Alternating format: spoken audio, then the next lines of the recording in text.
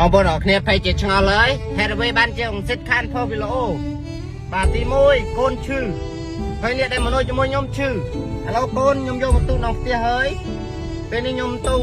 មើលប្អូនទេទៅកន្លាញ់ទេដល់ចុះទៅខ្ញុំអត់សូវមានបាន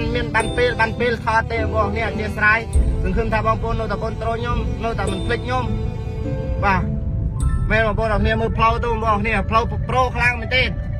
បាទផ្លូវប្រូខ្លាំងមែនទេ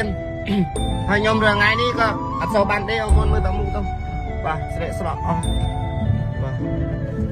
អត់សូវបានទេបងប្អូនគ្នាបាទស៊ូគ្រប់បែបយ៉ាងដើម្បីមនុស្សខ្ញុំស្រឡាញ់ស៊ូរកលុយគ្រប់បែបយ៉ាងដើម្បី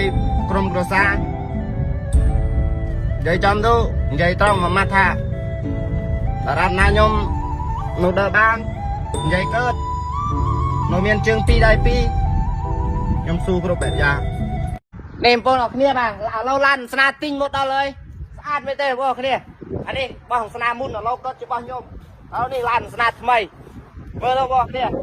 តែម្ចាស់គាត់នៅណែពេញនេះម្ចាស់ឡានពិតប្រកបច្រឡំតាឡានស្នានេះបាទ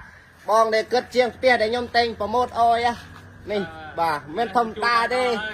អីយ៉ាថ្ងៃនេះគាត់មកអយរៀបចំភេកអយបន្តិចបាទបងប្អូនអរគ្នាតិចច្រឡំតាឡានស្នាមែនទេណាស្នាជិះម៉ូតូហើយរឿងថ្ងៃនេះបាទបានហើយកុំច្រឡំច្រើនពេកស្អាតជើយ